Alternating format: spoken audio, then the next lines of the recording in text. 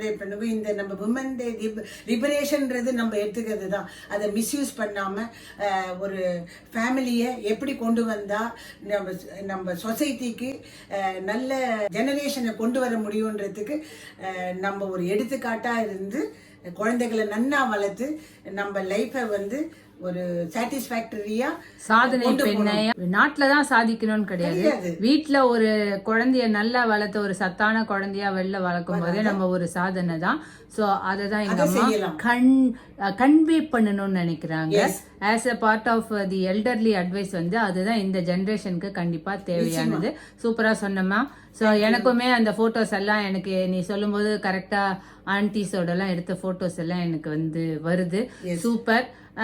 அதுல தாமரைப்பூ போடும் போதெல்லாம் சொல்லுவாங்க, நான் இந்த ரங்கோலி காம்படிஷன்ல லைட் டார்க்க போட்டு நான் வின் பண்ணேன்னு இன்னும் சொல்லிட்டே இருப்பாங்க கோலம் போடும் போதெல்லாம். ஸோ அதே மாதிரி உங்க லைஃப்ல எதனா நடந்ததுன்னா நீங்க கமெண்ட் பண்ணுங்க. Happy women's day to all.